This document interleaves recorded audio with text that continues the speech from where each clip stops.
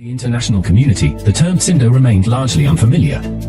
Yet within political and strategic circles across the Horn of Africa, the word has increasingly become associated with broader discussions about regional alliances, cross-border engagement, security concerns, and competing visions for the future of the region. The debate intensified after senior Ethiopian officials began publicly referencing Tsimdo in speeches and security assessments. This official rhetoric accelerated amid reports of high-level meetings in Port Sudan and growing concerns among Ethiopian እያቀጣጠሉ እየሞቁ መኖር የሚቻል ይመስላቸው ኃይሎችም ካሉ ስህተት ነው። ዛሬም ታሪካዊ ጠላቶቻችንና ምቀኛ ጎረቤታችን ተቀናይተው የውስጥ ባንዳ ቀጥረው ሀገራችሁን ለማፍረስ እየሰሩ ያለበት ጊዜ ነው። እድሜ ለመከላከያ ሰራዊታችን አከርካሪያቸውን መጥቶ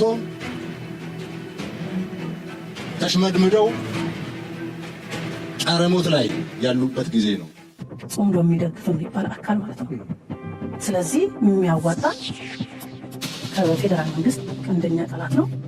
ቀንደኛ ወዳጃችን ጾምና የኤርትራ ሻዕቢያ ሕጂ እንታይ ትሪኡ ኣለኹም? እዚ ትሪእዎ ዘለኹም ሓደ ኣገዳሲ ደረጃ ተበፂሑ ከም ዘሎ እዩ ዝንገር ዘሎ። ኣነ ዘይኮንኩ ዝብለኩም ድማ ዳርጋ ብዝሰፍሐ መልክዕ ጽምዶ ዝብል ቃል ልክዕ ከምቲ ኣብ ሰሜን ናይ ኢትዮጵያ ትግራይ ከምኡውን ኣምሓራ ሰጊሩ ናብ ሱዳንን ኤርትራን ጽምዶ ክሰምዕ ከሎ ሰብ ሰላም ዝሰምዕ ሰላም ዝርዶ ምርድዳእ ናይ ህዝቢ ምትሕቋፍ ዝስማዕ ኣዲስ ኣበባ 4 ኪሎ ግን ነዛ ጽምዶሲ ኩናት ከም ሽም ገይሩ ክቕይራ ሰፊሕ ዝኾነ ፕሮፓጋንዳ ጀሚሩ ኣሎ። እሱ ጥራይ ግን ኣይኮነን። እቲ ዝግበር ዘሎ ፅራዕ ብኻልእ ኩሉ ስለ ዘይሰርሓሉ ጽምዶ ዝብል ሕብረተሰብ ኩሉ ንኢትዮጵያ ከፍርስ ዝደሊ እዩ ብዝብል ሽም ተኪዩ ዝገብሮ ዘሎ ኣካይዳ ኪኖቲ ናይ ብልፅግና ዘረባ ኣብዚ ሓንቲ ኣገዳሲት ተከረየኩም እየ ብኩሉ ከተሓዘልኩም ስለ ዝኾንኩ ጽምዶ ነታ ትቕፅል ባህጊ ኩናት ናይ ብልፅግና ታቐዳመይቲ ሞቢላይዜሽን ንምግባር ወይ እውን ህዝቢ ንምልዓል ዝጥቀመላ ኣጀንዳ ጽምዶ እያ ኮይና ዘላ። ስምዕዎም ኣብዚ ፕሮፌሰር ህዝቅኤልን እዚኣ ጋዜጠኛን ዝብልዎ brings me to the third topic I wanted to talk to you, Isgael. Now, in the past, it was the election in the Tigray region, it was the OLF or OLA, the troublemakers, or the TPLF is the troublemaker. Things have changed. Alliances have changed. Now you said the government's the one that is alone this time, as opposed to how it mobilized the entire country, neighboring country, Eritrea, and so forth, and and so on and so forth. There is this term now the government is using as an excuse to continue or to convince Ethiopians that the next war is the most important war. Defies logic. But I have never seen a political scene in which a war is always framed as the best thing. The next war is the best war to ever happen. But that is where እንታይ ትብል ዘላ ታሪኻዊ መረዳእታ ክትህብ ስለ ትፍትን ዘላ እዩ። መጀመርያ ምርጫ ተወዲሉ ሶት ምርጫ ንባዕሊ ተዋስኦ እንጂ ከሳቐኩም የገሌታት ግዜ እንተረኺበ ክበኩም ከመይ ገይሮም ይፃወትሉ ኣለዉ ምርጫ ዝበሃል እቲ ምርጫ ወዲዎ ኣሎ። ድሕሪ ምርጫ ንኩናት ይወጂ ትዝቕፅል ኣገዳሲ ኩናት ብልፅግና ኩሉ ሜንታሊቲ ናቱ ተሓሳስባ ናቱ ትዝበለፅን ቀፃሊን ኣገዳሲ ኩናትን ሓደ ኩናት ወዲዩ ሰላም ከመፅእ ኢሉ ዘይኮነ ካልእ ኩናት ክሓስብ እሙኸ ነቲ ኩናት እውን ኣማራፂታት 6-7 ኩናት ክገብር ይኽእል ግን ትዝበለፀ ኩናት ዓይናዩ ኢሉ መሪፁ ናብ ኤርትራ ክግበር ዝኽእል ናብ ጽምዶ ክግበር ዝኽእል ኩናት ከም ቀዳማይን ኣገዳስን ወሲድዎ ነይሩ። ኣብ ዝሓለፈ ኣብ እስራኤል ትብል ዘላ ንህወሓት ከም ሰይጣን ገይሩ ንኩሉ ሰብ ኣብ ጎኑ ኮይኑ ኣብ ኢትዮጵያ ዘሎን እንኮላይ ጎረባብ ተዓዲሙ ናብ ትግራይ ኩናት ኣውጅ ነይሩ። ድሕሪኡ ናብ ፋኖ ዝግበር ዝነበረ እውን ከምኡ ክገብር ፈቲኑ ኣይሰርሑን። ሕጂ ድማ ልክዕ ከምቲ ናይ እስራኤል ንብሙሉ እቲ ህዝቢ ኣብ ውሽጢ ዓዲ ዘሎ ብፍላይ ንደቡብ ዘሎ ህዝቢ ጽቡቕ ጌርካ ኣላዓኢልካ እዛ ሕጂ ትፍተን ዘላ ንደቡብ ህዝቢ ቀንዲ ንዖምን ንኦሮሞን ነቲ ደቡብ ዘሎን ኣላዓኢልካ ናብ ሰሜን ይመፅኹም ኣለዉ ክበልዑኹም ናይ ሱሳታት ወለዶ ዝገበርዎ ናይ ትግራይ ናይ ሱዳን ናይ ኤርትራ ተሓባቢሮም ይመፅኹም ኣለዉ ብዝብል መንፈስ ናብ ኩናት ክወስዶም ይዘሊ ዘሎ። Now the question comes ብኸመይ እንታይ ዓይነት ታክቲክ ክጥቀሙ ይኽእሉ? Isgael, I want to learn about the term itself, what you understand by it, whether or not the definition of Tsimdo as is provided by the ruling party in Addis, or the different, I was reading an article on Addis Standard the other day, or the different definition that is given. I don't understand the language that he uses. In Amharic, that is. He blabbers a lot. It's very incoherent in whatever he says. I don't quite understand. But this one, the connection that he said that the Simdo of today, for me, the Simdo today is Tigray and Amhara and Tigray and Eritrea. That's what they're referring to. That's what their Simdo is. To scare the Oromo and the people of the south. Oh, the northerner and the Simdo are coming. You could say Simdo in Tigrinya, you could say Timdo in Amharic, but the point is that the northerners are coming. They're coming for you. Let's go to war. That's a tactic. That's why they keep using the word Simdos. That is who is the pair? The pair in this? It's either the Amhara and the Amhara Fano and the TPLF and the TDF, or the Eritrean. That's what they're referring to. The point is to present them as a threat against the southern region. So ትሪወድ ኣለኹም ፕሮፌሰር ህዝቅኤል ገቢሳ ሓደ ካብቶም ሊዲንግ ስኮለርስ ናይ ኢትዮጵያ እዩ ኣብ ብዙሕ ግዜ ድማ ኣትሊስት ኣነ ካብ ዝከታተሎ 2-3 ዓመት ገይረ ኣለኹ ኩሉ ግዜ ኣተሓሳስባ ናቱ ዝሓሸ ኣተሓሳስባ ካብ ኢትዮጵያ ኮይነ ዝረኽቦ እያ ብዙሕ ብዛዕባ ወደባት ናይ ኤርትራ ብዝዛረበሉ ዝነበረት ብልፅግና ከመይ ገይሩ እዩ ብዛዕባ ዓሰብን ገለን ዝዛረብ ዘሎ ካልእ ፀገማት ከሎ ምስ ኤርትራ ከተዘራሪብካ ዘይትረኽበት ወደብ መን ይክልክለካ እናበለ ቮይስ ኦፍ ሪዝን ትክክለኛ ምልክት መረዳእታ ዘለዎ በዓል እዚ ከለዉ ስኮላርሲ ኣብን እቶም በዓል ጁላን ከመይ ገይሮም እዮም ኣብ ስልጣን መፅኦም ኣይዶን ነው መጀመርያ ዘረቡ ነትሕተኹም ልስከሎ እንታይ ኢልዋ በአምሓርኛ እንዲሁ ድዛረብ ኣነ ኣምሓርኛ ይርዳእነ እንዲሁ ግን ነዚ ፊልድ ማርሻል ሙሩኽ ፊልድ ማርሻል ዝብሎ ኣይርዳእንን እዩ ጠቕላላ እዩ ዘይርዳእንን እንታይ ድዛረብ ዘሎ ስሳታት ዝብሎ ዘለኩም ማለት እዩ ኣይርዳእን ማለት ትርጉም ዘይብሉ ዘረባይ ማለት እዩ ተመሊሱ ግን ጽምዶ ጸላዕላዕ ተብሎም ዘላ ጽምዶ ማለት ቃል በቃል ክትሪኦ ከለኻ ሓደ ብትግርኛ ጽምዶ በአምሓርኛ ድማ ጽምዶ እያ ስለዚ ጥቃጥቃ ያን ክልተን ተንቃላት ብክልቲ ቋንቋታት ማለት እዩ ሕጂ እታ ጽምዶ ንዑ ክልተ እዮም ብሓደ ዝጸምዱ ይድርድኦ ደሎ ክልተ ብዑር እዮም ብሓደ ዝጸምዱ ኣብቲ ሊትራል ሚኒንግ ወይ ካብ ቃል በቃል ክትሪኦ ከለኻ ስለዚ ኣምሓራ ምስ ትግራይ ክጸምድ ይኽእል እዩ ወይ ትግራይ ምስ ኤርትራ ክጸምድ ይኽእል እዩ ወይ ኣምሓራ ምስ ኤርትራ እዚ ኣብ ሰሜን ዘሎ ህዝቢ ይመፀካሎ ኢሉ ነቲ ናይ ደቡብ ህዝቢ ብምስምባል ስልጣኑ ተቐፅል ይዝደሊ ዘሎ እዮም ዝብሉ ዘለዉ እዚ እንታይ ማለት እዩ ኩሉ እዚ ንሪኦ ዘለና ኩነታት ኣብ ግምት ኢኻ ንኩናት ይዳለዉ ከም ዘለውን ኩናት ክመፆም ይደልዩ ከም ዘለውን ጥራይና ንርኢ ዘለና ካልእ ንኩናት ክገብሩ ምክንያት ይደልዩ ስለ ዘለዉ እዮም ንምክንያት ትጥቀምሉ ዘለዉ ውስጥ ባንዳ ቀጥረው ሀገራችሁን ለማፍረስ እየሰሩ ሕጂ ከም ትሪእዎ ዘለኹም ሃገርኩም ንኸፍርሱ ዝጓየዩ ዘለዉ ሓይልታት መነመን እዮም ብምባል ኣብዚ ትሪእዎ ኣለኹም ሃገራዊ ቴሌቭዥን ዘርግሖ እዚ ከም ትሪእዎ ዘለኹም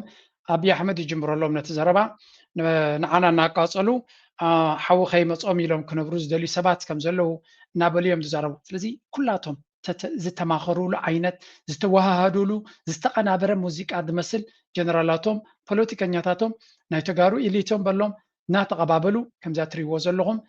እዚ እውን ኣብቲ ግዜ ምርጫ ዝገበርዋ እዛ ስእሊ እዚኣ ድማ ብምጥቃም ካብኣ ቀፂሎም እንታይ ይጥቀሙ ከም ወትሩ ንግብፂ ዝኸዱላ ናይ ኤርትራ መራሕቲ ድማ ይጥቀሙ ትሪእዎ ኣለኹም ስለዚ እዚ ሃገራዊ ቴሌቭዥን ዝገብሮ ዘሎ እዩ ፕሬዚደንት ኢሳያስ ንግብፂ ዝኸደላ ምስ ፀላእትና ተማኺሮም ንምባል ዝጥቀሙላ ማለት እዩ ስለዚ ሓደ ነገር ክበርሃልና ክኽእል ኣሎ they are really trying to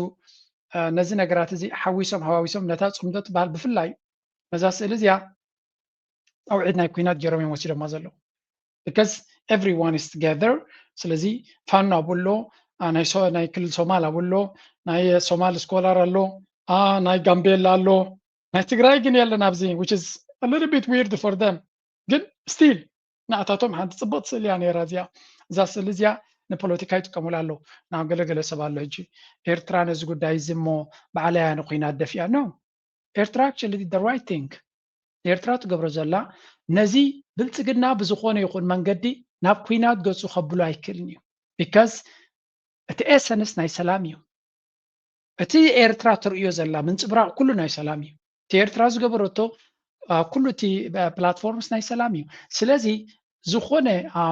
ሰብ ካልእ ብድሕሪ መጋረጃ ኤርትራ ሓሲባላ ኢሉ ክዛረብ ይኽእል እዩ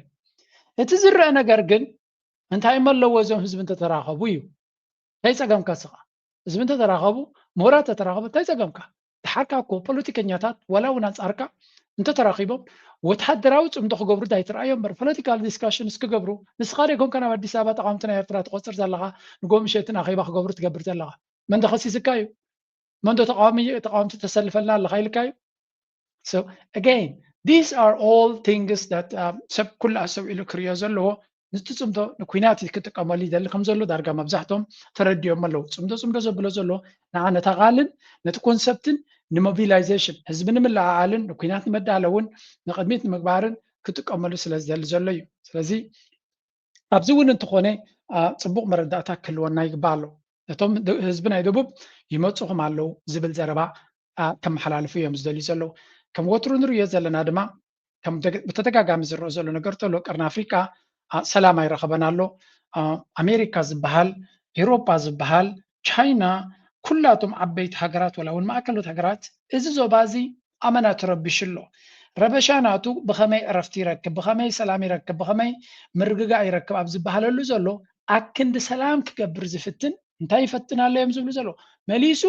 ኩናት ጥራይ ዝፅሕትር ዘሎ ዕላማ ናቱ ድማ ኔክስት ኩናት ቤንጌረ የምፅኦ ዝብል ዳ እምበር ሰላም ቤንጌረ የምፅኦ ዝብል ሓሳብ ከም ዘይብሉ ስለዚ ፅምዶ ንሕና ንሰላም ኢልና ንጉዝጉሰላ ዝነበርና እንተኮይና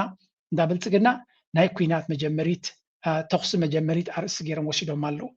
ስለዚ ንመለስና ፕሮፌሰር እስኬል ንሽተይ ንስማዮ ድሕሪኡ ከተሓዘልኩም ክፍትነ ወላ ብዙሕ ብዛዕባኡ ንዑ ዘጉልሕ ነገራት ክብሉ ጀሚሮም ስለ ዘሎ ኢቨን ገለገለ ምስጢራት እውን ከውፅኡ ጀሚሮም ኣለዉ እቶም ናቶም ካድረታት That's the goal, by the way. That is the metaphor of Simdo, that the way the Prosperity Party people are using it, that's what it is. It's a metaphor that they use to paint this image of the Northerners coming to the South and flatten the South, take over the government. That's the goal. The Simdo is meant to telegraph that message to the Southerners. Now, linking it to the student movement of the 1960s is not something that I could decipher. Because I don't understand. ብሓፈሻ ነቲ መራሕ ናይ ጁላ ዝገበሮ ኩነታት ክምልስ ከሎ ምስ ናይ ሱሳታት ወለዶ ሃገር ንምግንፃል ግብፂ ከይዶም ሶማልያ ምስ ዕድባረ ተራኺቦም ኣብ ሱዳን ከይዶም ገለመለ እናበለ ንህወሓትን መራሕቲ ናይ ኤርትራን ንምዝንጣል ዝተጠቀመሉ ብፍላይ ነቲ ናይ ሱሳታት ወለዶ ዝብሎ ዘሎ ድማ ናይ ሱሳታት ወለዶ ንሃይለ ስላሴ ካብ ስልጣን ዝኣለዩ እውን ስለ ዝኾኑ ምስኣቶም ሓደ ናይ ኢትዮጵያ ጋዜጠኛ እንታይ ኢልዎ ናይ ሱሳታት ወለዶ ንመግዛእቲ ንናፅነትን ንሓርነትን ክቃለሱ ከለዉ ሲ ንስኻ ዳ እንታይ ትገብር ነርካ ንነብስኻ ዳ ናትካ ዛንታ ዳ ደይትነግሮም ንመን ማለት እዩ ንብርሃኑ ጁላ ይኮም ኢልዎ ናይ ሱሳታት ወለዶ ክልዕለኩም ሃገር ንምግንፃል ይሰርሕሎ ክበሃል ከሎ ንስኻ እንታይ ትገብር ነርካ ኢልዎ ንስኻ ክትዋጋ ኢልካ ከድካ ተማሪኽካ መብዛሕትኡ ግዜ ሰብ ምስ ተማረኸ ኢልዎ ክልተ ምርጫ እዩ ዘሎ ሰለስተ ምርጫ እውን ኣለዎ ይብሉ ሓደ ብረታዊ ኣውሪዱ ናብቲ ሃገሩ ክመልስዎ ዝኽእሉ እንተኮይኖም ማለት እዩ ድሕሪ ድማ ናብ ኩናት ከይምለስ ካልኣይ ናብ ካልኣይ ሃገር ንክኸይድ ናብ ስደት ክኸይድ ማለት እዩ ከም ምሩቕ ኩናት ሰላም ድሕሪ ኩናት ስለ ዘይደሊሉ ናብ ካልእ ሃገር ይኸይድ ማለት ካብ ኢትዮጵያ ንኣብነት ናብ ሱዳን ኤርትራ ሒዛን ሱዳን ትስዶም ነይራ ማለት ሳልሳይ ድማ መብዛሕትኦም ዘይመርፅዎ ምስቶም ዝማረኽዎ ምስቶም ተሓዊሱ ክዋጋእካ ይኽእል ኢሉ ከም ምርጫ ብርሃኑ ጁላ ድማ ንዓይ መሪፁ ኣብዮታዊ ሰራዊት ናይ ኢትዮጵያ ኢሉ ዝወፈረ ምስ ተማረኸ ምስ ህወሓት ኮይኑ ምስ ህወሓት እዮም ማሪኾሞ መስለኒ ዋላ ሻዕብያ አይደኖ ምስ ህወሓት ኮይኑ ተቃሊሱ መስለኒ ቡጌሪ ናብቲ ስልጣን መፅዩ ኣብ ኩሉ ህይወቱ ድማ ንደርጊ ጠሊሙ ምስ ህወሓት ኮይኑ ምስ ህወሓት ምስ ኢህደግ ኮይኑ ተቃሊሱ ኢሉ ኢህደግ ስልጣን ምስ ሓዘ ምሶም ኮይኑ ኸይዱ ኢህደግ ምስ ፈረሰ ምስ ዓቢ ኮይኑ ፌርድ ማርሻል ኮይኑ ስለዚ ዝመፀ ዝነገሰ ንጉሰይ ዝበረቐ ፀሓየይ ዝብል ሰብ ብዛዕባ ታሪኽን ብዛዕባ ጅግንነትን ክመርሕን ክዛረብን ሲ ሞራል ዝበሃል ዘይብሉ ኢሎም ተማሪኹ ክጅምር ታሪኹ ብምምራኽ ዝጅምር ተማሪኹ ድማ ናብቶም ዝማረኽዎ ምሳቶም ኮይኑ ነቲ ናይ ቀደም መራሒ ዝነበሩ ምሶም ተዋጊኡ ኣጋጣሚ ኩነታት ተቃይሩ ኣጋጣሚ ታሪኽ ኣጋጣሚ ይኮነን ደርጊ ተሳዒሩ ብሓያል ቀልፅሚ ተሳዒሩ ንሱ ግን ኣጋጣሚ ኣብታ ትስዕር ጋንታ ስለተሓወሰ ምሶም ከም ሰዓሩ ኮይኑ ኣትዩ እቶም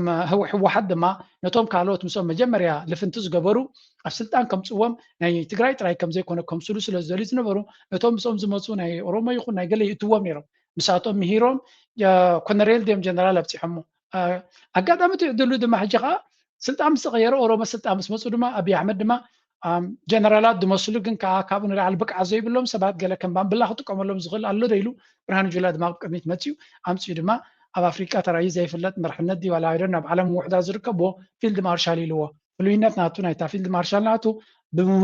ብምሩኽ ተጀሚሩ ፖለቲካዊ ምሩኽ ኮይኑ ዝቕፅል ዝነበረን ዘሎን ኩነታት እዩ ንሱ ዝሰበሮ ታሪክ ንሱ ዝሰርሖ ታሪክ የለን ንሱ ዝሰበሮ ድፋዕ የለን ከምዛ ትሪእዎ ዘለኹም ከዓ ነቶም ናይ ሱሳታት ወለዶ ብፍላይ ነቶም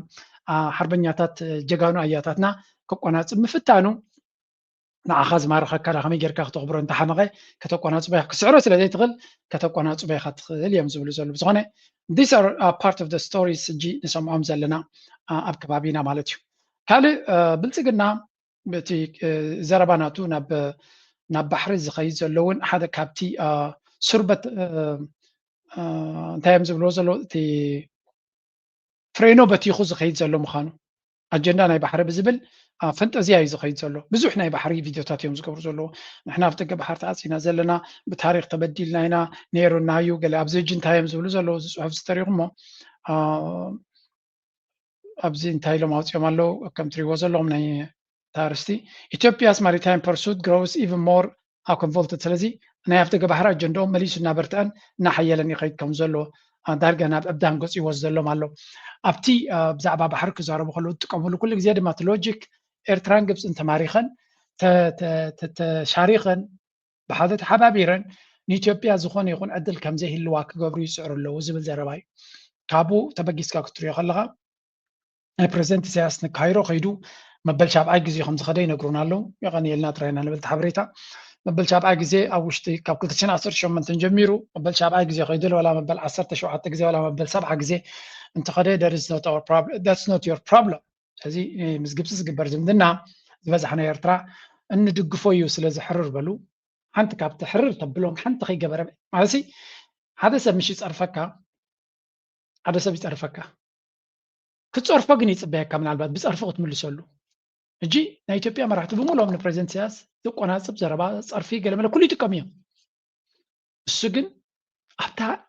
ቀንዲ ሕሙሞም ቁስሊ ማለት እዩ ንግብፂ ምኻድ እያ ንዓታቶም ከቆጥዕ ኢሉ ይኮነ ዝኸይድ ቢኮዝ ትሽርክነት ናይ ኤርትራ ስለ ዘገድሳ ኤቭሪ ታይም ንግብፂ ክኸይድ ከሎ መርዲእ ዝኾነ ሕማም ልቢ ዝኾነ መርዘም እዩ ዝለዓሎም ከምኡ የለን ክፅለሉ እዮም ዝደልዩ ዘለዉ ክሪኦም ከለኳነ ሕጂ እኳ ድሓን ሓይሽ ቁርብ ስለተመለሰ ተረጋጊኦም I think ኣብቲ ግብፂ ምስ ከደሲ በቃ ኣይዶነ ካብኡ ድዩ ውግእ ክፍንወሎም ኮይኑ ድፈርሁ ኣይርዳእንን በቃ ኢንተንሲቭሊ ብዛዕባ ናይ ግብፂ መገሻ ናቱ ይኸዱ ነይሮም ሕጂ ከም ዝሪእዎ ዘሎ ደጎል እንታይ ክገብሩ እዩ ዝኸይድ ከይዱ ነይሩ ይብሉ ኣለዉ implementing a maritime deal ሕጂ ኣብዚ መበል ሻብዓይ ግዜ ዝኸዶ ይብሉ ኣለዉ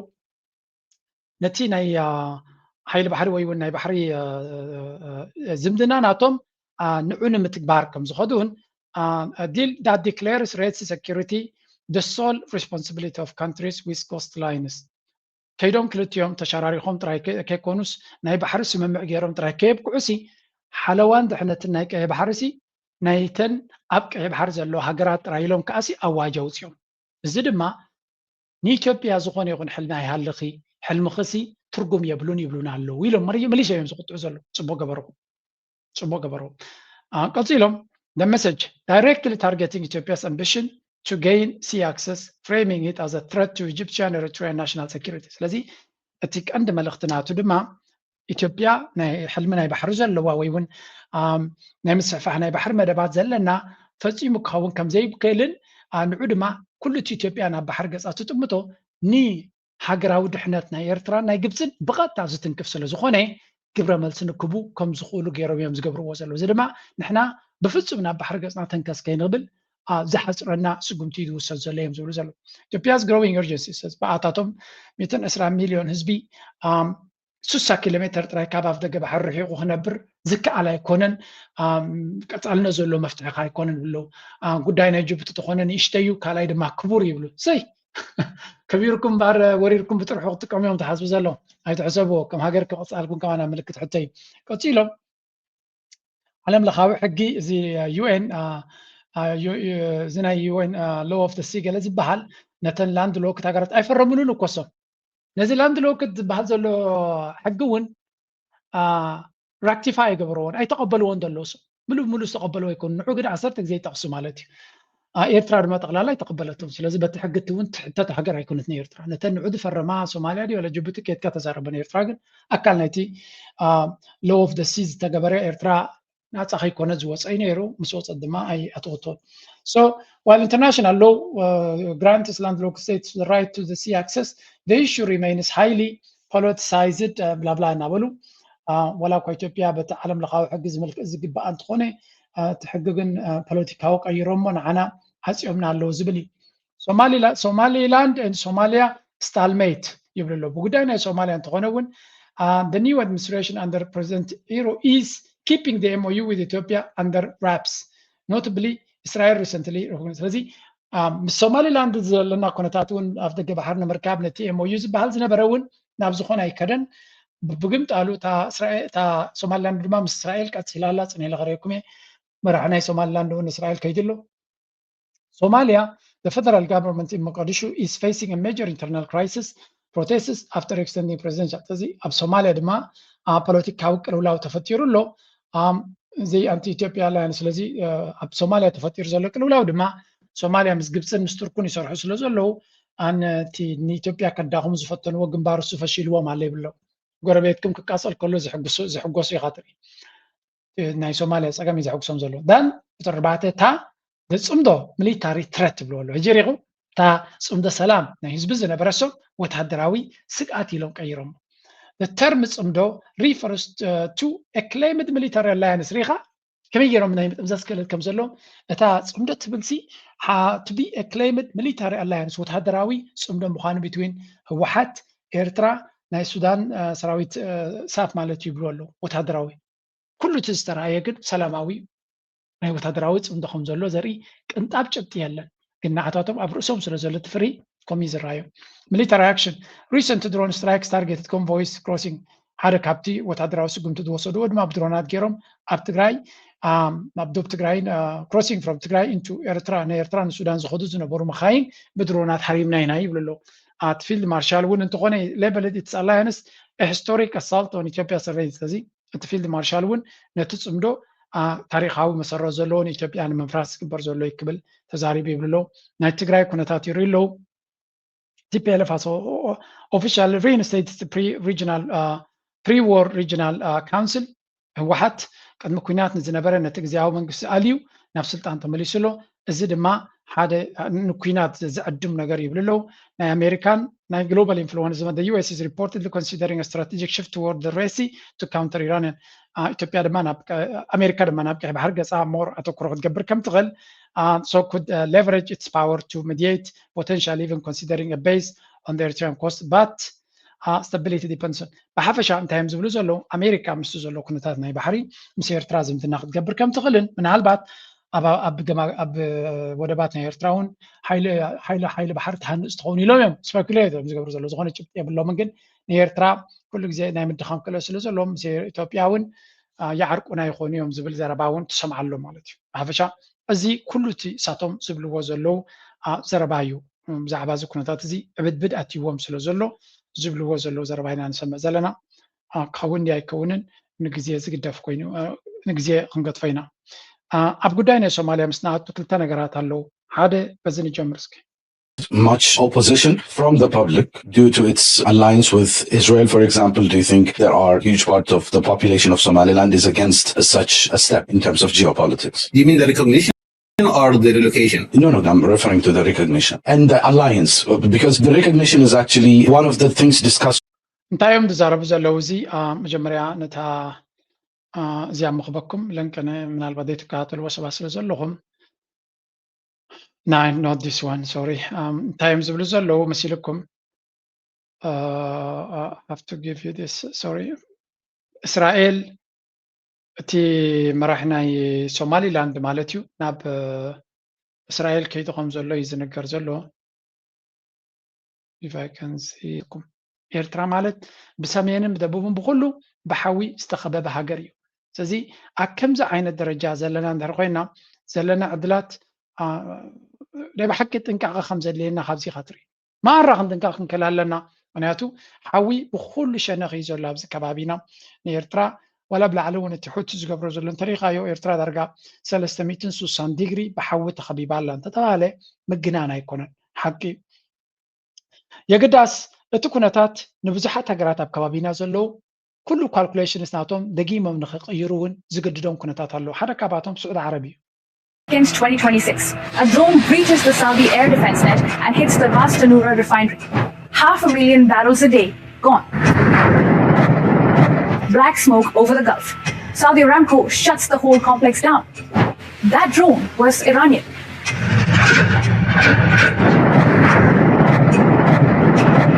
The same country that Saudi Arabia had welcomed back with a handshake just 3 years earlier. Embassies had reopened, ambassadors exchanged, a deal brokered in Beijing. That country just hit the kingdom's most valuable piece of infrastructure. So what does Saudi Arabia do? It keeps the channel open, warns Tehran, then quietly hits back. And then it invites 30,000 Iranian pilgrims to Mecca. That is the Saudi-Iran relationship in a nutshell. Start with a map. ሕጂ እንታይ ኢና ንሰምዕ ዘለና ሓደ ካብቲ ኣዛራባ ርእስቲ ዘሎ ኣብ መንጎ እዘን ክልተ ሃገራት ዓበይቲ እስላማውያን ሃገራት ዘሎ እዩ ኣብ መንጎ ስዑድ ዓረብን ኢራንን ዝግበር ዘሎ ሓደ ካብቲ ተፈላለየ ትርጉም ዝወሃቦ ዘሎ ኣርእስቲ እንተሎ ኣብ መንጎ እዘን ክልተን ሃገራት ዘሎ እዩ ምክንያቱ ኣብቲ ኩናት ክልተን ብፍላይ ኢራን ሃሪማታያ ንስዑድያ ክበሃል ከሎ እወ ሃሪማታያ ግን ስዑድያ ድማ ብዙሕ በይዛት ናይ ኣሜሪካ ዘእንገደት እያ ዓቢ ወታደራዊ ዓቕሚ ናይ ኣሜሪካ ባ ነይሩ እዩ ግን ኢራን ንስዑድያ ትሃርመሉ ዝነበረት ፔስ ምክንያቱ ስዑድያ ረይዎ ክንምንታይ ግጅፍ ኣለዎ ኣብ ዘለይዎ ክሃርሙ ይኽእሉ እዮም ኤር ዲፈንስ ሲስተም ተለዋ ስዑድያ ነዚ ኩሉ መሬት ክሽፍን ዝኽእል ኣለዎ ማለት ኣይኮነን ፍፁም ስለዚ ከም በዓል ቀጠር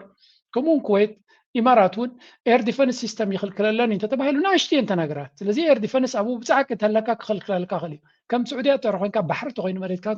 ክኽልክለልካ እውን ኣይክእልን እዩ ብኡ መንፅር ክትሪኦ ከለካ ስዑድ ዓረብ ዳርጋ ኣይተሃረመትን እዩ ዝበሃል ዘይምህራማ ድማ ሃንደበት ኣይኮን ዳስ ኪ ኣገዳሲ እሳ ዘይምህራማ ስትራቴጂካዊ ስራሕ ስልቲ ናይ ስዑድ ዓረብ ይሰርሑ ምክንያቱ ደይኒው እንታይ ክመፅኦም ከም ዝኽእል ስለዚ ኣቐዲሞም ነቲ ክመፅእ ዝኽእል ምስ ኢራን ነቲ ሪስክ ምስ ኢራን ዘሎ እናጓደልዎ እዮም ፀኒሖም ካበይ ተማሂሮሞ ወል ሑቲ ምሂርዎ መጀመርያ ሑቲ ዝበሃል ነቲ ናይ ነዳዲ ቦታ ናቶም ብክልተ ድሮን ዲባላ ብሓሙሽተ ድሮናት ገይሩ ኣብ 2017 ወሊዑ ገዲፍዎ ኣመነ ያ ባህሪርዎ ሓንቲ ነገር ተረዲዎም ሽዑ ሑቲ ዝበሃል እዚ ንእሽተ ዕጡቕ ጉጅለት ኣኪብና ንሃርሞ ዘለና ብድሮናት ገይሩ ነትናትና በይስ ነትናትና ነገር ክሃርሞ ዝኽእል እሞ ኣሜሪካ ዝኾነ ግብረ መልሲ ዘይትህብ ተኮይና ኢራን ኣፀቢቑ ካብ ንላዕሊ ሓያል እዩ ስለዚ ኢራን ንዝገብሮ ኣሜሪካ ክትከላኸለልና ኣይኮነትን ንሕና ድማ ክንከላኸሎ ይንኽእልና ስለዚ ምስ ኢራን ሽግርና መፍታሕ ኣገዳሲ እዩ ይፅናሓለይ ዘይበሃሉ ዕዮ እዩ ብምባል ነቲ ጉዳይ እቲ ንነዊሕ ሰሪሖምሉ ውፅኢት ናቱ ድማ ኣብቲ ዝኸፍአ ኩናት እውን እንተኾነ ነቲ ፓይፕላይን ናቶም እውን ኣዳልዮሞ ስለ ዝፀንሑ ናይ ብሓቂ ስትራቴጂ ተለካ ኩናት ንንጌራኻ ይኸውን ዝበሃል ስዑድያ ህያው ኣብነት እያ ስትራቴጂ ስለ ዝፀንሖም ከምኡ ድማ ስትራቴጂ ናይ ሰላም ከዓ ስለ ዝፀንሖም ናይ ምዕባለ ናይ ሽርክነት ስለ ዝፀንሖም ምስ ኩሉ ሰላም ተገበርካ ይደዋፅኣካ ዝብል ሓሳብ ስለ ዝፀንሖም እቶም ሰላም ዝዘርኡ ኩሉ ግዜ ፅቡቅ ነገር ካዮም ዝረኽቡ ስለዚ ስዑድ ዓረብ ኣብዚ ኩነታት እዚ ብዙሕ ተማሂራ ወፂያ ኣላ የግዳስ ገና ሽግራ ግን ክውዳእ ኣይኮነን ምክንያቱ ኢራን ኣይኮነትን ሽግሮም ኮይና ዘላ ኣብዚ እዋን እዚ ተቐንዲ ሽግር ክኸውን ዝኽእል ዝበሃል ዘሎ ብፍላይ እስራኤል እዩ ኣይጠቕስዎን እዮም እቲ እሌት ናይ ምዕራባዊ ዓለም ግን ቀንዲ ንስዑድያ ሽግር ክኾና ዝኽእል እስራኤል ምዃኑ እዩ ዝንገር ቢካዝ ደይ ሲ ሓደ ዓብ ሃገር እዩ ኣብዚ ኩናት ድማ ብዙሕ ኣይተጎድአን ጥራይ ዘይኮነስ ረቢሑ ወፂኡ ኣሎ እዩ ዝበሃል ብክቡር ነዳዲ ናቱ ይሸይጥ ኣሎ ዋላ እኳ 100 ሚልዮን በርሚል ወይ ከዓ 111 ሚልዮን በርሚል ክሸይጥ ዝግብኦ 7 ሚልዮን ወይ እውን 8 ሚልዮን በርሚል ይሸይጥ ተሎ ንመዓልቲ እቲ ዋጋ ግን 65 ገለ ዝሽየጥ ዝነበረ ብ120 ብ130 ዝሸይጥ ዘሎ ስለዚ ኣታዊታት ናቱ ላዕሊ ከምኡውን እቲ ቱሪዝም ናቱ ይቕፅል ኣሎ ካልኦት ቁጠባዊ ኩነታት ናቱ ይቕፅል ኣሎ እቲ ቀንዲ ሰብ ክብሎ ዘይደሊ ግን ቀንዲ መወዳድርቶም ኢማራት ትስሕና ስለ ዘላ እዩ ኢማራት ቀንዲ ስትራቴጂ ናይ ኢማራት ናይ ዱባይ ናይ አቡዳቢ እንታይ ነይሩ ስዑድያ ከይሰልጣ ስለምንታይ ከይሰልጣ ይብሉ ስለ ፀልኦም ጥራይ ግን ኣይኮነን ምክንያቱ ዱባይ ትዛዕበየ ቱሪዝም ናቶም ካብ ስዑድያ ይድመፅእ ትዛዕበየ ፍላይትስ ናቶም ንኣብነት ኢማራት ኤርላይንስ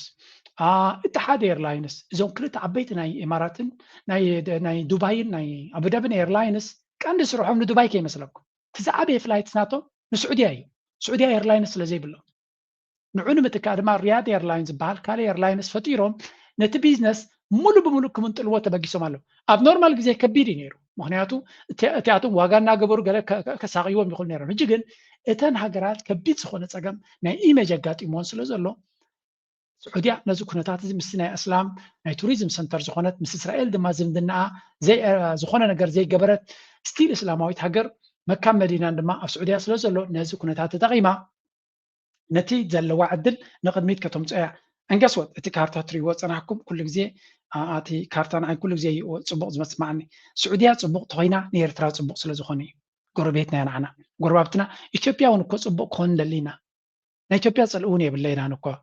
تراي نلولا ود نتنازع حتى ناس لزغون شجر سلزغونو نيرترا حاليوس لزلني نت إثيوبيا ولا بتنتن بالزبل زلو نيرترا كبتن سلزدلك قد ما يتبتنين هنبل زل نمبر تيبيكال إيرترا ونا إثيوبيا حسدنا يبلون إثيوبيا تمع بلس أوكي يس قربت لي إثيوبيا هم زغون قالوا نحنا كم تنخوني لنا نغنا قالوا نقرات هلا يلنا يبلني أديس أبا سرقاتها زقفرو زلو أبس مرة أنت زغوني بلي أنا ندي تقولوا تقولوا ما أنا جني بلي أديس أبا زقفرو زلو أبس مرة أنت زغون زس مرة عندي توريست ما مصا مستبحر زلنا مستقل ملي بلي لكن كبتصحي خازي مالت سلام ترغينا تترقاقينا هنقبرو نخلينا كنا هنس نخل مخانا أب أفريقيا ملو فيشنا إيرتراويان يرولو أب كله سلازي إيرترا كقبر قوليهم تعدل تمدرخ ترى يمسا بحفشة إذن ريوز لنا كنتات أب قمتي تيخا إيرترا أب كبابي أزهن زولو كتبا أب كبابي أزكبر زولو كنتات أب قمتي تيخا نيرترا كقدس أزخليو أمو داتا أمون غوزين كل تهجرات زلو زمدنا كساب بسبوق كودا أزخالي إيرترا ندحنتا مزقبسم سعوديان كاسبوق زمدنا سلازلوا نعنا it's going to be a good thing and سلام يكون لهم سلام ناتهم دما نعنا ون dividend سلازلوا يبلا لهم اوكي زي اتي كل زي نكاتلو ارستيو كل زي خنبلان دلينا نملس ابتي صري ኤርትራ ዝግብልዎ ዘሎ ካን አቶች የኢትዮጵያ ውስጥ ጉዳይ ነው ብላ እሱን ጨዋታ ለጊዜው ተው ፕሪቶሪያ ስምምነት ያለት ኤርትራ ያቆረፈችው ፕሪቶሪያ ስምምነት ነው የሚለው ስላናደዳቸው ለየመጡ የውስጥ ጉዳይ ነው ይላሉ። ኢሳያስ እነሱ በግልጽ መረጃ አቅርበዋል። እዛ ላይ ፕሪቶሪያ ስምምነት ሲፈረም ኢሳያስ ምን አለ የሚለውን እነ ሬድዋን በዶክመንታቸው ላይ በአልጀዚራ ላይ ጽፈዋል። ለምን እሱ ሪፈር አደረግም የማነ የፕሪቶሪያ ሲፈረም ኢሳያስ የተናገረውን ነገር ለምን አያመጣው? እሱ ነው የተለመደ ስለሆነ እና ከዛ ደግሞ አሁን ያለው ዋናው ችግር የባህር በር ነው። ደህንነት አገልግሎት ዋና ዳይሬክተር አምባሳደር ሬድዋን ሁሴን በሻቢያ መንግስት ላይ ያቀረቡትን ክስ ተከትሎ የሻቢያው የማስታወቂያ ሚኒስትር አቶ የማነ ገብረ መስቀል ምላሽን ሰጡ። አቶ ሬድዋን በህዋት እንዲሁም በኤርትራ መካከል አዲስ ትብብር መጀመሩን በመጥቀስ በአልጀዚራ በኩል በነበራቸው ቆይታ በፌደራል ለንቀኔ አቶ የማነ ገብረ መስቀል ሐፋስ ሆነት መልስ ስለዛሃቦም ብልጽግና ከዓብዲዮም ደልዮም ዘለው ናይ ኤርትራ መልስ ኩሉ ግዜ ክዕብዶም እንዲ ዝደሊ ከምኡ ድማ ለንቀነ ውግእ ዝደሊ ዘሎ ውግእ ክውጁ ከለዉ ንኤርትራ ግዳይ ክገብሩ ስለ ዝመርፁ ኣብ ዝገበርዎ ፅሑፍ አቶ የማነ ድማ ስፍሕ ዝበለ መረዳእታ ሂቡ ንክቲ ኩሉ ጎዝጓሳቶምን ኣጀንዳታቶምን ኣነፅር ኣቢሉ ስለ ዘረከቦም ውይ ክብሉ እዮም ጀሚሮም ዘለዉ። ስለዚ ኣገይ ኤርትራ ናይ ሰላም ናይ ምርግጋእ ናብ ሽርክነት ንክወሰድ ዝደለ ዘሎ እምበር ናብ ኩናት ክኽየደሉ ዝድለ ኣብነትን ኣካይዳን ከም ዘይብላ ወላ ዓለም እውን እናመስከረ ስለትኸይ ዘላ ይዋሓጠሎም የለን እሶ እዚ ነገር እዚ ማራ እዩ ዝኸብዶም ዘሎ ኣነ ፎር ጉድ ሪዝን ምክንያቱ ኤርትራ ብተደጋጋሚ ናይ ሰላም ኣካይዳ እምበር ናይ ኩናት ዕላማ ከም ዘይብላ ብግምጣሉ ኣብይ ኣሕመድ ንኣብነት ሓደ መፅናዕታዊ ፅሑፍ ለንቀነ ዝወፀ እዚ ኣብ ምርጩ ጥራይ ከሎሲ ኩናት ጥራይ ክፅሕትር ቀኒዩ ክንደይ ህዝቢ ድማ ቀቲሉ ኢሎም ኣብዚ ረእይዎ እዚ ስእሊ ዘትሪዮ ከለካ ሓደ መፅናዕታዊ ፅሑፍ እዩ ኣብ ግዜ ምርጫ ጥራይ ዝተካየደ ዕንወትን ሞትን ኢሎም ኣብዚ ፀብፃብ ገይሮም ኣውፅኦም ኣለዉ። እንታይ ዘርእየካ እዚ ድማ ንህዝቡ ከጥፊ ኢሉ ዝወፈረ ብሰንኪ እቲ ምርጫ ዘጋጠመ ይብሉ ኣለዉ። ሬከርድ ብሬኪንግ ክላሽስ ኢን ኣምሓራ ኣብ ክልል ኣምሓራ ብዙሕ ግርጭት ከም ዘጋጠመ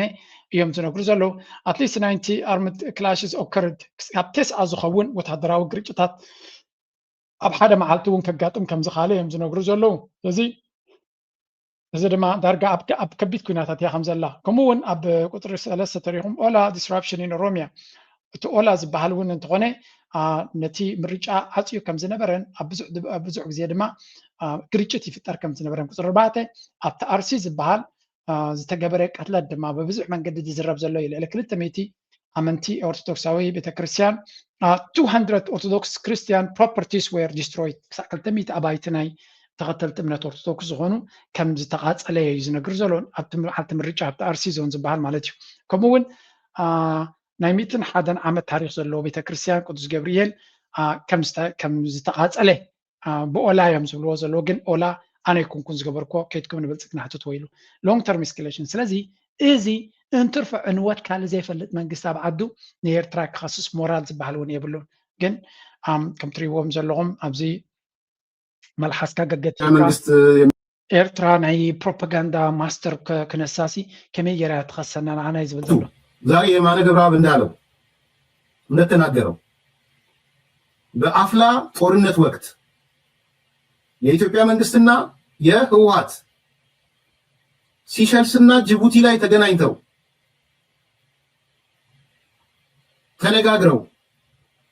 የኤርትራ መንግስት ላይ ወታደሮች ላይ በጋራ ጥቃት እንፈጽም ብለው ካሉ የመጨረሻ ደስተኛ ነኝ።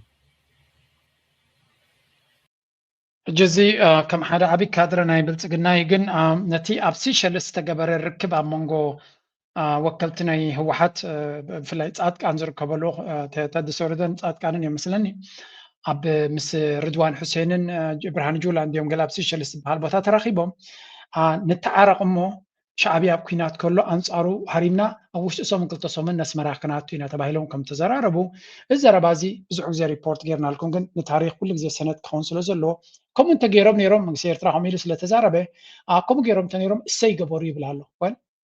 እንደሲ ንኩናት ዝፀመትካ ቅድሚ ሰብ ንስኻ ኢኻ ኢሉ ፕሩፍ ዝገብረልካ ዘሎ ግን ጌርካ ይገበርካን እኮ ተሓሳብኮ ኣይኮነን ኤርትራ ውያ ይበለትን ስለምንታይ ፀሚትኩም ኢላ ኣብ ዩኤን ኣይፀሓፈትን ኤርትራ ፅምዶ ገይሮም ህወሓትን ገለመለን ተሓቢኦም ብድሕሪና ውዕል ፕሪቶሪያ እውን ተሓቢኦም ይገብርዎ ሌላ እኮ ኤርትራ ውያ ይበለት ኦኬ ኣይተሓጎስናን ስለምንታይ ከም ትገበርኩም ተረዲና ኣሎ ፋይን ኦኬ ቢዝነስ as usual ኢሎም ስራሖም ቀፂሎም ካብታ መዓልቲ ድማ ፅምዶ ናይ ህዝቢ ጀሚሮም ሎሚ ውይ ዘብለካ ዘሎ ድማ መልሓስካ ገቲርካ ምዝራ ብዘይ ርእሲ መልሓስ ብዘይ ርእሲ ትርጉም የብሉ ናይ ርእሲ ስራሕ ስለተፃወትልኩም ውይ ትብሉ ኣለኹም ኣብ ዘለኩም እቲ ሓደ ኩሉ ግዜ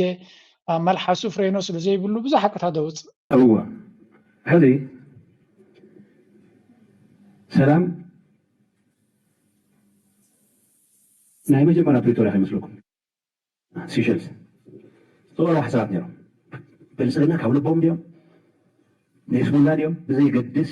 اوفر زغورو نغرات نيرو احنا نقبل زلنا نا اوروبا امباسادر حزوز مز حساب نيرو خلت سمون اسمران اتينا بسلسل سمون كتابان اتينا رينا ريجكت غورنا ናይ መጨረሻ ናይ ጳጉሜ ውግእና ተካይደ ማለት እዩ ጳጉሜ ኣብ ዝኸድና መስዓት ጅቡቲ ኣቐድሙ ጅቡቲ ንኸድ ምዃንና ዝገለፀ ናይ ባዕልና መራርሓ እዩ ናይ ወፃእተኛታት ሚድያ ዝገብረሉ ምክንያት ፈልጥ እየ ኣብዋ ሕዚ ሰላም ናይ መጀመርያ ፕሪቶሪያ ይመስለኩም ሲሸልስ እዚ ናልኩም ከም ትሪእዎ ዘለኹም ነቲ ናይ ሲሸልስ ምስጢር እውን ደውፅዎ ባዕሎም እዮም ኣብ ሲሸልስ ዝርርብ ይካየድ ከም ዝነበረ ዝመስከረው በዓል እዩ ስለዚ ኤርትራ ዝገበሮቶ የብላን ነቲ ትገብርዎ ቅድሜኹም ልዕሌኹም እያ ኣንፃራ ተማኺርኩም ዝገበርኩሞ ኣይሰለጠ ብድሕሪ መጋረጃ ዝገበርኩሞ ኣይሰለጠ ብቅድሚ መጋረጃ ዝገበርኩሞ ኣይሰለጠ እጂ ኒን እናበልኩም ኣይተፅሙሙና እቲ ስተት ሶላር ንሳጥራ ኢና ንብለኩም ዘለና ነታ ኣይተ ጌታቸው ረዳ ዝመርሓ ዝነበረ ትግራይ ኣሰሊፉ ኣብ ልዕሊ ኤርትራ ወራር ክፍፅም መደብ ነይርዎ ክትብል ኤርትራ ከሲሳ ሚኒስትር ዜና ኤርትራ የማነ ገብረ መስቀል ብዓርቢ ኣብ ዘርግሖ መግለፂ ኣስመራ ነታ ኣብ ትግራይ ዝተኻየደ ደማዊ ኩናት 2 ዓመት ዘብቅዐ ስምምዕ ሰላም ከም ዘይተቃወመቶ እውን ተማጉቶ ኣሎ እኳ ደኣ እቲ ፖቶምኪን ክብል ዝገልጾ ገዛእ ሰልፊ ብልጽግና ጌታቸው ረዳ ዝመርሖ ዝነበረ ተደራዳሪ ጉጅለን ኣብ ልዕሊ ኤርትራ ወራር ንምፍጻም የሰላስሉ ከም ዝነበሩ ወቂሱ ኣሎ ኣብዚ መግለፂ እዚ ኣብ ኩናት ትግራይ ምስ መንግስቲ ኢትዮጵያ ዝተሰለፈት ኤርትራ ንፈለማ እዋን ብዕድመ መንግስቲ ኢትዮጵያ ናብቲ ኩናት ትግራይ ከም ዝኸተተት ኣሚና ኣላ ኤርትራ ብፍቃድ ፌደራላዊ መንግስቲ ናብቲ ዝተስገደደ ግጭት ተጎቲታ ኣትያ ዝብል ምላሽ እቲ ኤርትራዊ በዓል ስልጣን ካብኡ ንላዕሊ ዘገድስ ድማ ሓፈሻዊ ዕላማታትን ኣጀንዳ ናይቲ ኩናትን ብንጹር ንኤርትራ ዘጠቃለለ ዕላማ ዝገበረ ምንባሩ እውን ገሊጹ ኣሎ ኤርትራ ንመግለፂ ሓላፊ ሃገራዊ ድሕነት ኢትዮጵያ ሬድዋን ሁሴንን ኣብ ምኻር ቀዳማይ ሚኒስትር ኢትዮጵያ ኣይተ ጌታቸው ረዳንያ ተሪር ግብረ መልሲ ሂባ ዘላ ሓላፊ ሃገራዊ ድሕነት ኢትዮጵያ ብዛዕባ ኤርትራ ዝሃቦ ቲያትራውን ፈጥራውን ክስታት ሓቅነት ከም ዘይብሉ ሚኒስትር ዜና ኤርትራ የማነ ገብረ መስቀል ገሊጹ። ዳይሬክተር ሃገራዊ ስላያን አገልግሎት ጸጥታን ኢትዮጵያ ሬድዋን ሁሴን ኣብ አልጀዚራ ምስ ኣይተ ጌታቸው ረዳ ተላፊኑ ኣብ ዘውፅኦ ጽሑፍ ሕወሓት ብድፊት ኤርትራ ኣብ ዝቐረባ መዓልታት ኣብ ልዕሊ መንግስቲ ኢትዮጵያ ውግእ ክኸፍት ይዳለሎ ክብል ኣጠንቂቖሎ። ኣብቲ ምስ ኣመኻሪ ቀዳማይ ሚኒስትር ኢትዮጵያ አብይ አሕመድ ዝኾነ ጌታቸው ረዳ ብምዃን ብእንግሊዝኛ ዝጸሓፍዎ ዓንቀጽ ኤርትራ ንዕጡቓት ፋኖን ሕወሓትን ትድግፋላ ክብሉ ወቒሶም። ፕረዚደንት ኤርትራ ኢሳያስ አፈወርቂ ንስምምዕ ፕሪቶሪያ ተቃወሞ ከም ዝነበረውን እቲ ብሓሙስ ዝወፀ ጽሑፍ ክልቲኦም ሰበስልጣን ኢትዮጵያ ይኸስስ። ብደገፍን ምትብባዕን ኣስመራ ዝርከቡ ኣካል ሕወሓት ኣብ ዝቐረባ መዓልታት ኣብ ልዕሊ ፌደራላዊ መንግስቲ ኢትዮጵያ መጥቃዕቲ ክፍኑ ወሲኖሎ ኢሎም። ብቐጥታዊ ደገፍ ኤርትራ ዓብዪ ዕጡቕ ሓይሊ ምኽታት ምስልጣንን ምዕጣቕን ቀፂሎሎ ብምባል ድማ ነቲ ኣብ ትግራይ ስልጣን ተቆጻጺሩ ዘሎ ሕወሓት ከሲሶም ኣለዉ። እቲ ዝኾነ ጭቡጥ መርትዖ ራት ህልዊ ኩነታት ትግራይ ከመይ ካተንሶ ከመይ ካትሪኦ ብዝብል እስክንጀምር ጽቡቕ እዚ ጉዳይ እዚ ብጣዕሚ ሰፊሕ ስለ ዝኾነ ነዊሕ ግዜ ዝወስድ እዩ። ኣብ ሓፂር ኢንተርቪው እውን ተዛሪብካ ዝውዳእ ኣይኮነን እቲ ኩነታት እና ትግራይ ሕዚ ዘላትሉ ኩነታት ብጥቕልሉ ኣብ ከቢድ ዝኾነ ፖለቲካዊ ማሕበራዊ ኢኮኖሚያውን ጸጥታውን ቅልውላው ትርከብ እየ ኢለ ዘለኹ ትግራይ ዘላቶ ኩነታት እዚ ፀገም እዚ መንቀሊኡ ዋና መንቀሊኡ ህወሓት ባዕሉ እዩ። ህወሓት ዝፈጠሮ ኩነታት እዩ። ከምቲ ዓንቶ ዝበልክዎ ማለት ንስምምዕ ፕሪቶሪያ ኣፍሪስዎ እዩ፣ ብግልፂ ኣፍሪስዎ እዩ። ካብ ዝፍረም ጀሚሩ ኣፍሪስዎ እዩ፣ ኣይተቐበሎም። ስለምንታይ ንህወሓት ነዚ ሕዚ ብፍላይ ኣብ ስልጣን ዘሎ ጉጅለ ሰላም ስልት እምበር መትከል የኮነን ስትራቴጂ እውን ኣይኮነን። ብስምዕ ዝተመስረተ ብፕሪቶሪያ ስምምዕ ዝተመስረተ መንግስቲ ናይ ጌታቸው መንግስቲ ገልቢጡ መሊሱ እውን ናይ ታደሰ መንግስቲ ገልቢጡ ሕዚ ከዓ ኣነ እየ ባዕለይ መራሒኹም ዝተወንዘፈ ድዩ ዝተወዘፈ መንግስቲ እንደገና መስሪት ኣለኹ ኢሉ ንህዝቢ ትግራይ ሲምፕል እያ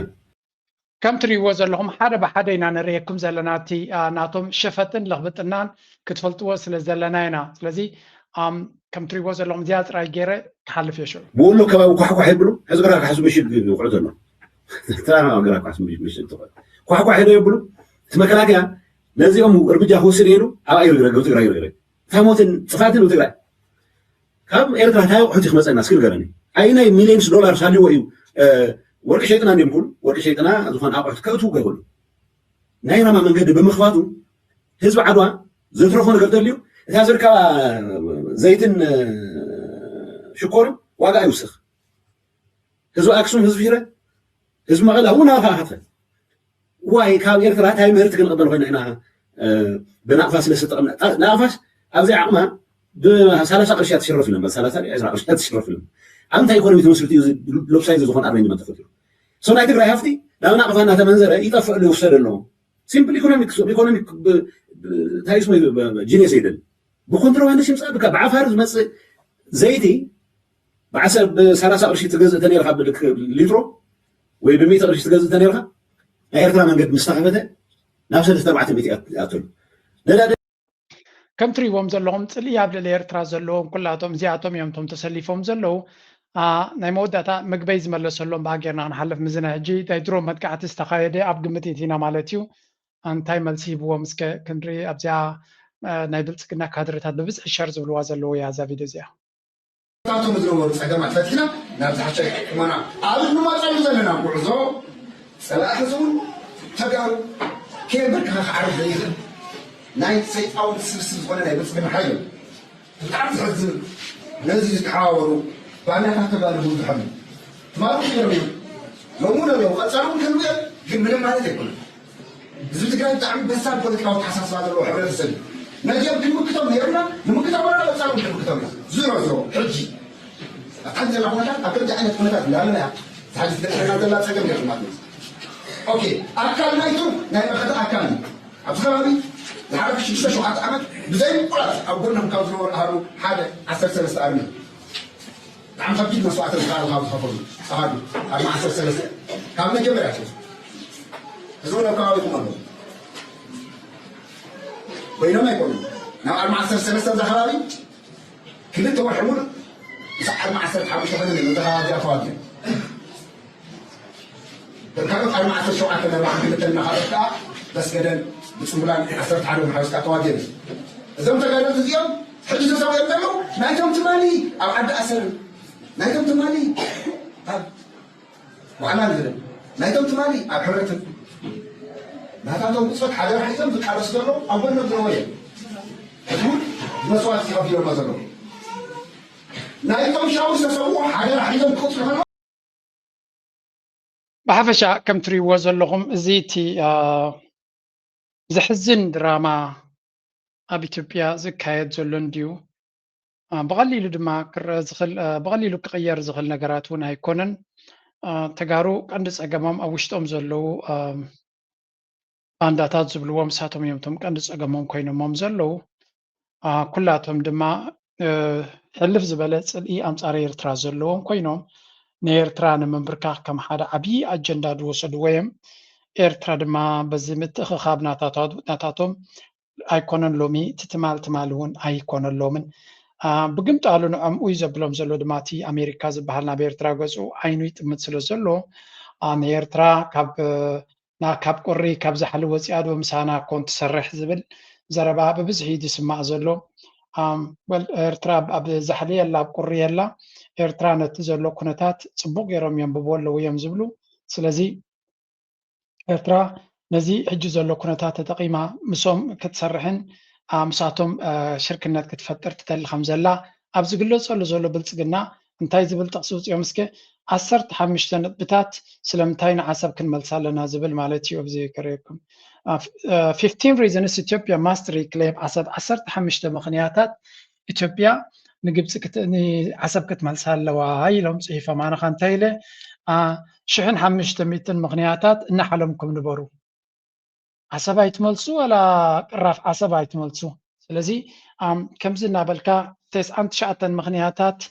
سلامتاي وديقنا نابلكا منين تدي كوينو عصب زملس عصب يلا ولا قال يلا قال كابت مخنياتات زبلو حزب عفار ناتساقيا كنبراينا فكدلنا انت تبتع دغم زل عفار امو تقبرو تقعيف زلو حزب نعو امو تقبرو بزعبنا يرتر عفار امانه انا حزب عفار قازد سمعكم تخينو دما نتكلل عفارنا بيرترا بلو بحر قطقو منتا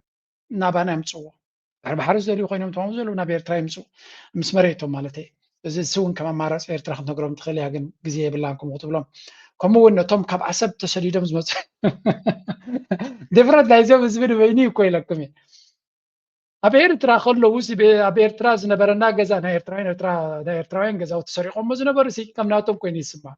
سلزي أبي إيرترا وريروس خدمة زنبر إثيوبيا وسي نات نزمت تسويوي كاب عدي بلو وردة تنياتات تمالت يكونن يتسان هذا ندي يكونن سكتشهن تسان شو منتن دي يكونن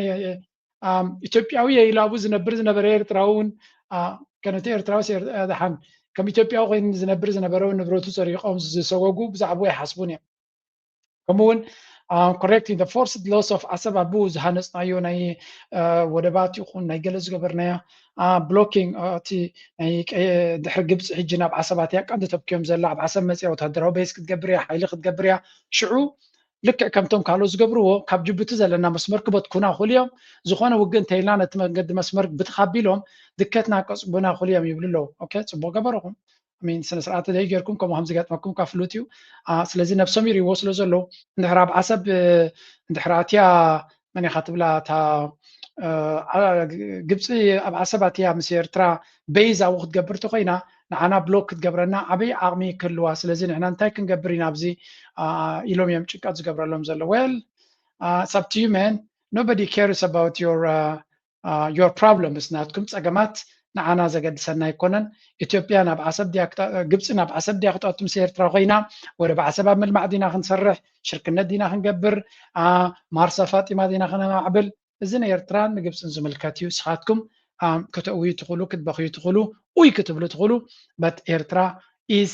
كابتنس إلى الله زحجر زبلواز نبرو ناب ማእከላይ ደረጃ እና መጽት መጽዘላ ማእከላይ ሰበትና ቆነት መጽአላ ዋላ ተመጽየትና ኢኮኖሚስት ዘጋዶ ነገር እንተሎ ኣብቲ ከባቢና እቱንኮ ሪዝነብል ፖለቲካዊ አካይዳ ናይ ኤርትራ እዮም ዝብሉ ዘሎ ኤርትራ is the adult in the room president ሲያስ is the adult in the room የሚሎም ዘሎ ካብቲ ኩሉ ኣብቲ ከባቢ ብሰሜንና ብሑቲ በሎ ብሱዳን በሎ ብኢትዮጵያ በሎ ብሶማልያ በሎ ፍላይ ንኣቢ ማራ እዮም ጠርጢሮሞ ዘለዉ ኢትዮጵያ ፋሕ ክትብለሎም ይደልዩ ኣለዉ ግን ተኣቢ ዝበሃል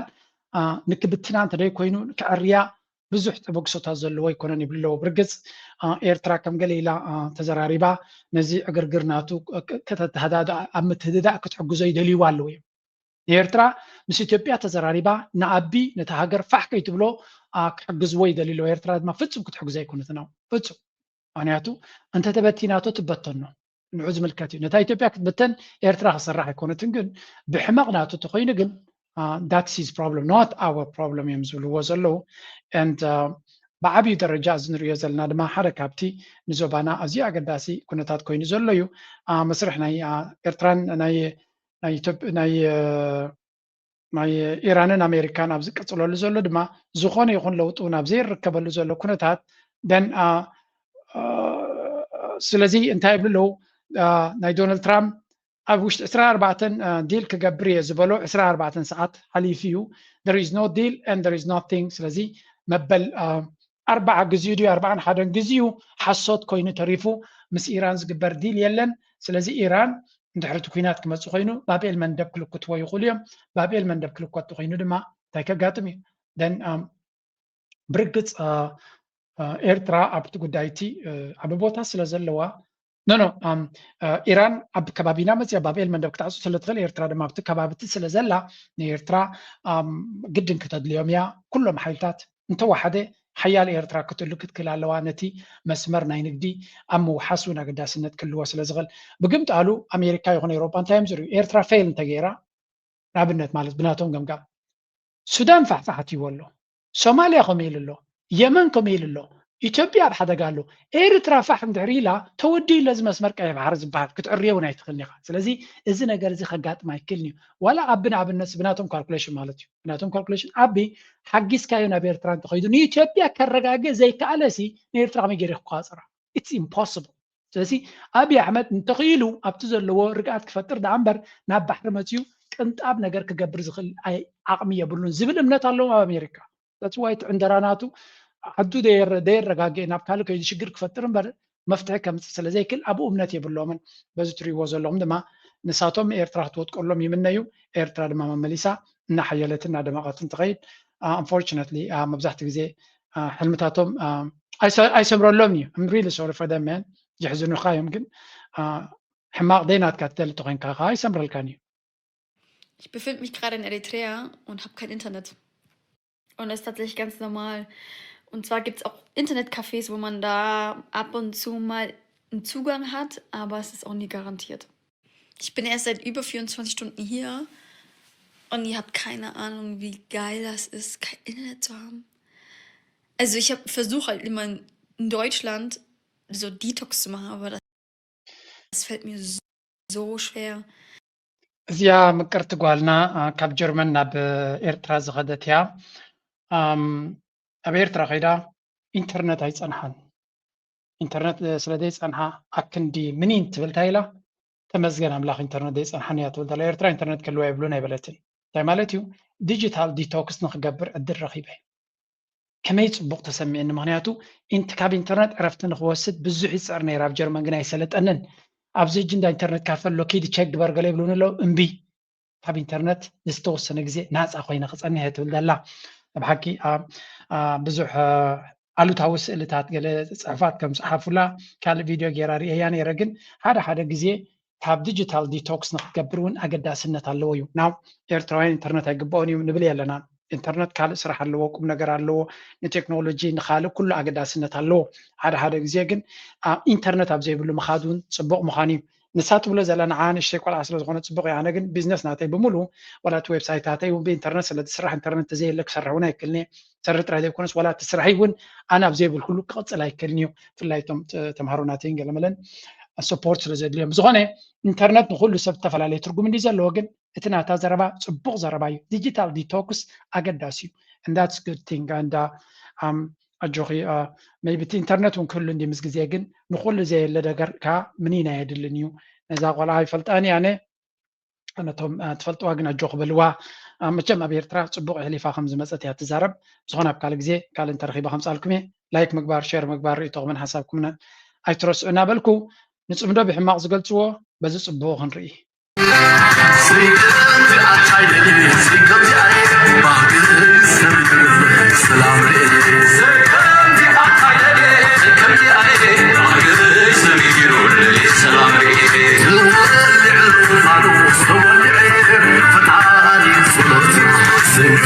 Salam